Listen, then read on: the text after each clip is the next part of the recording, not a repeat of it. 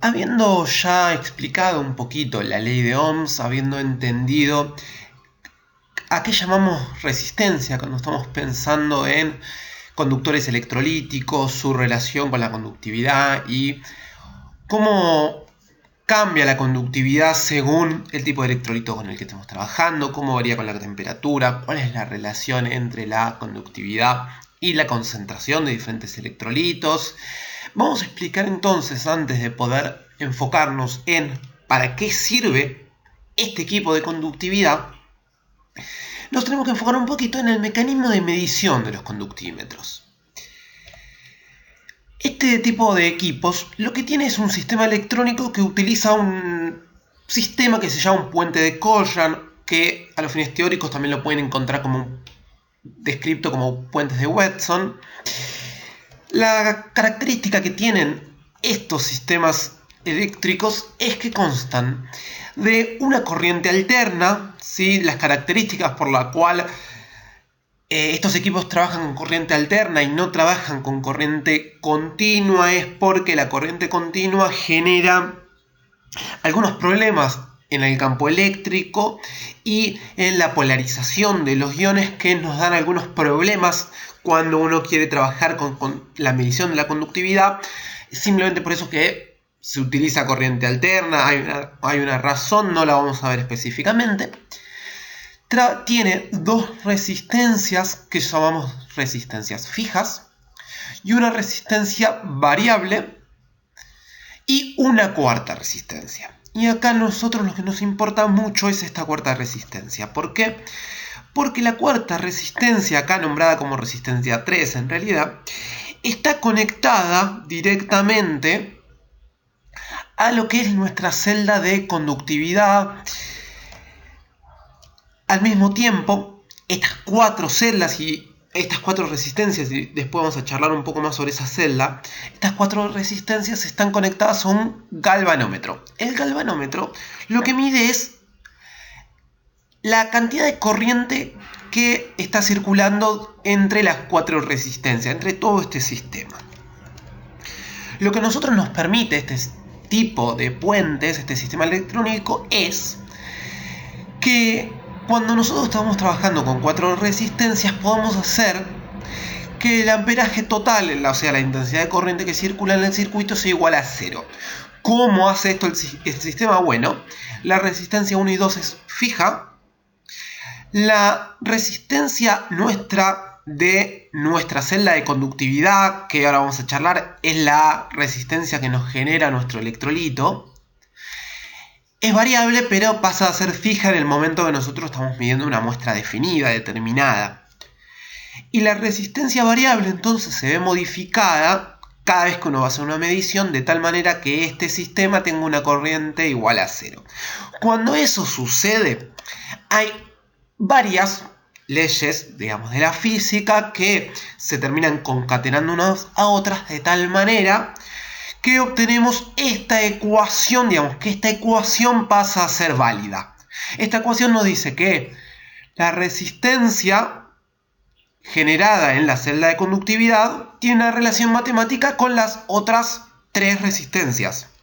Como las otras tres resistencias son medidas por el equipo, son ajustadas por el equipo porque dos son fijas y una es ajustada a propósito de que el amperaje total, la intensidad de corriente total, sea igual a 0, entonces el equipo midiendo, conociendo estas dos y modificando esta, pero también conociéndola, calcula la resistencia de conductividad en nuestra celda. Entonces dijimos, el equipo tiene esta configuración electrónica que a través de diferentes leyes de la física nos permiten medir la celda de conductividad. En realidad esta parte electrónica es esta que nosotros vemos de esta manera, que está conectada a una computadora que nos permite, digamos, en realidad finalmente medir. Es la computadora que nosotros tenemos adosada al equipo.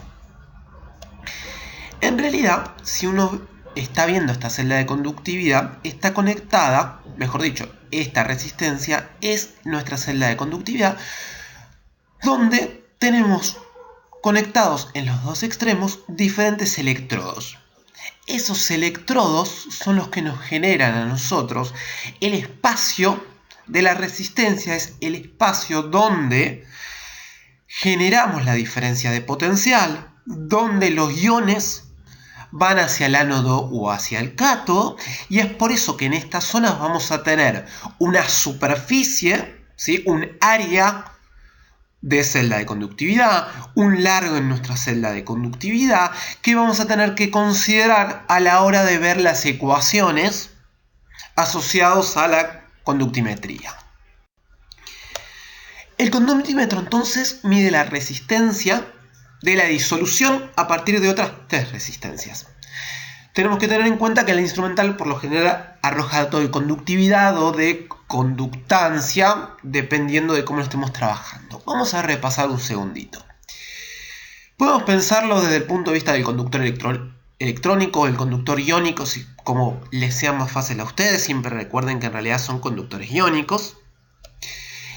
La conductancia, si no lo nombramos a esta altura, es igual a 1 sobre la resistencia.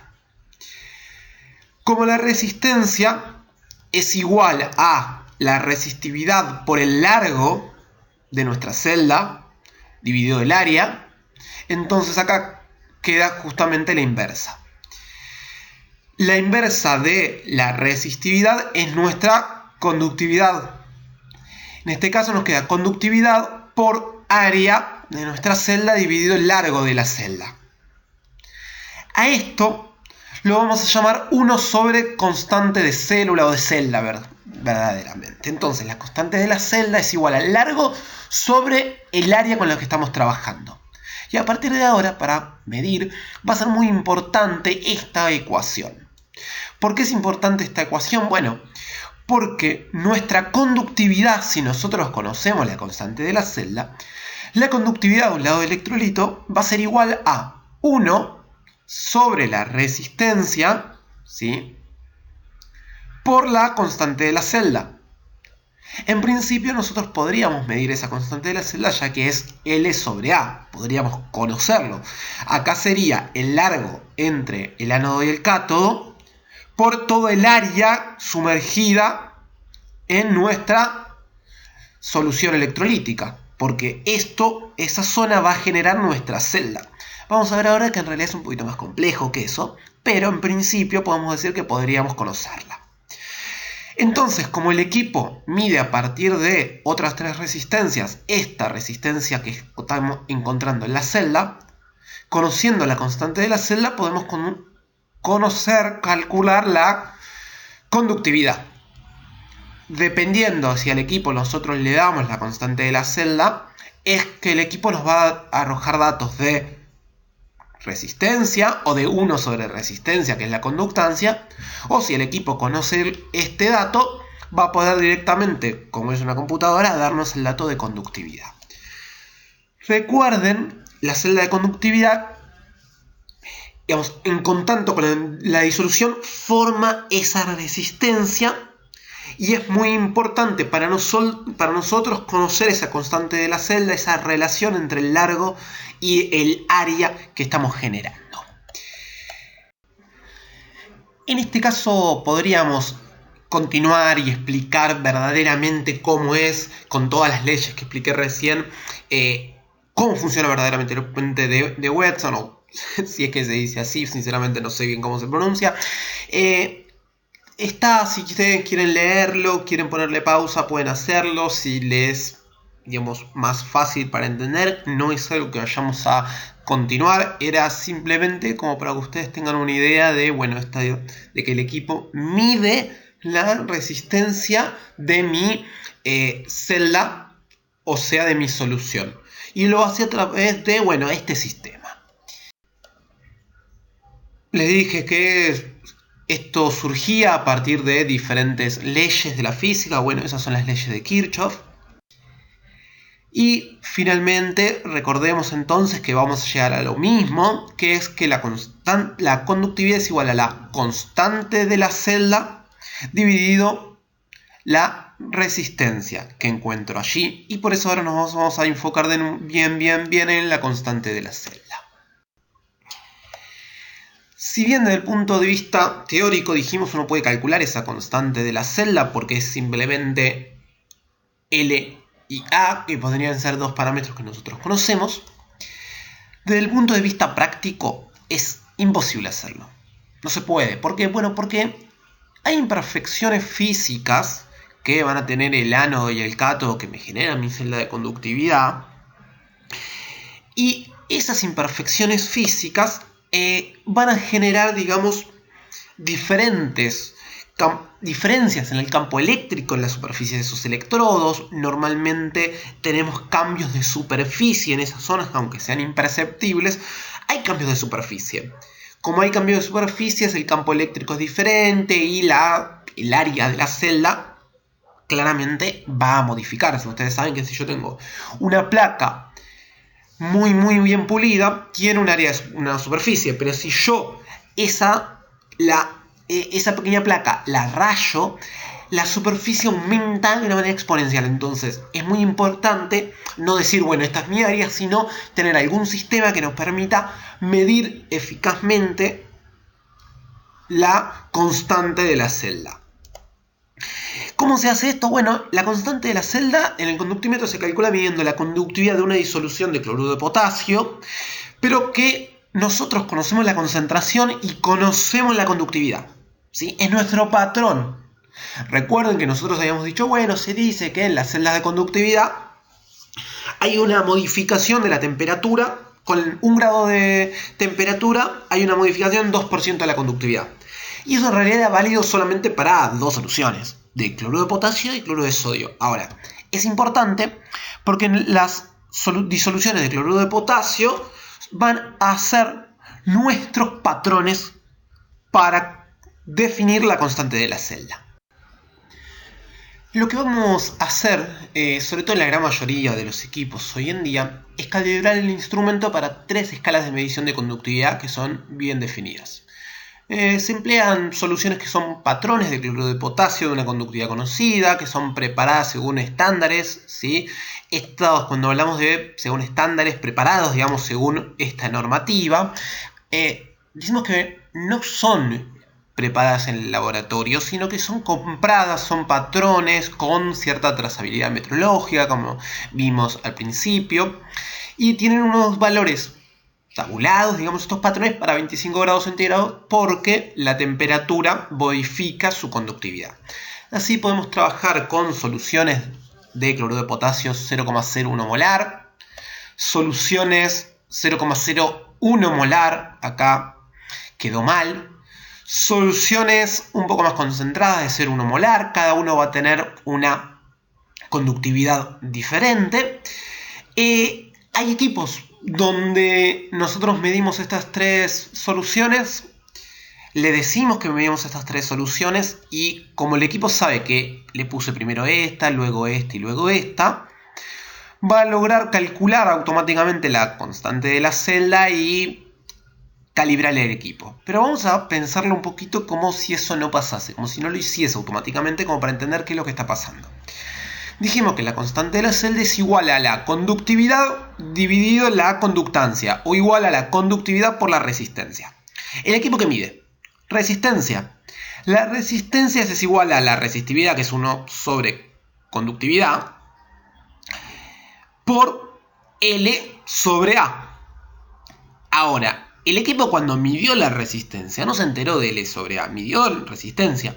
Nosotros necesitamos el valor de L sobre A porque queremos calcular el valor de la resistividad para en realidad finalmente tener el valor de la conductividad, que es lo que a nosotros nos interesa. Es una computadora, nunca se enteró. Midió resistencia porque la resistencia era igual al fin del cabo a una fórmula matemática que tenía en cuenta las otras 3 resistencias que había medido el equipo. Nunca se enteró de esta existencia. Por lo tanto, vamos a pensar lo siguiente. Imaginemos que tenemos una solución 0,02 molar de cloruro de potasio a 25 grados. Tiene una conductividad de 2.768 milisiemens por centímetro. ¿Sí? Sobre centímetro. Cuando uno habla de milisiemens, fíjense que la conductividad tiene unidades de siemens sobre centímetro. Bueno, milisiemens porque si no tendríamos que trabajar en 0,002 siemens. Bueno, es más fácil trabajar en milisiemens, ¿no? Cuando yo mido la conductividad a 25 grados, termino obteniendo una lectura de 2,58 milisiemens de conductancia, ¿sí? Podría haberme dado la conductancia al equipo o podría estar configurado para darme la resistencia. Es lo mismo, en el fondo el equipo lo que mide es la resistencia. Acá me dio 1 sobre la resistencia. Nosotros sabemos que la constante de la celda es igual a K sobre L. Conductividad real dividido la conductancia. Por lo tanto, yo puedo calcular la constante de la celda como 2.768 milisiemens sobre centímetros dividido 2,58 milisiemens. De esta manera obtengo que la constante de la celda es igual a 1,072 centímetros a la menos 1. O sea, 1,072 y las unidades son 1 sobre centímetros. Esto está bien, porque recuerden que la constante de la celda es L en centímetros dividido el área en centímetros al cuadrado. Por lo tanto, las unidades de la constante de la celda son 1 sobre centímetros, ¿sí? Centímetros a la menos 1. Uno lo que podría hacer acá es decirle, ok, yo esta constante de la celda la conozco, te voy a dar ese valor al equipo para cuando el equipo mida la resistencia, conozca esta expresión e internamente me puedo hacer el cálculo de la resistividad y por lo tanto internamente me puedo hacer el cálculo de la conductividad. Todo esto el equipo lo hace automáticamente y yo les voy a enviar un video donde queda, digamos, un poco explicado por un proveedor llamamos a quien vende estos equipos, simplemente el léxico que estoy acostumbrado a usar, pido perdón, donde ustedes pueden ver qué es esto de decir automáticamente, ¿sí? Y ahora sí, entonces vamos a poder, ya habiendo conocido cómo mide el equipo y que yo tengo que calibrarlo, que es darle la constante de la celda, vamos a ver para qué sirve verdaderamente utilizar la conductimetría, la conductividad en la química analítica.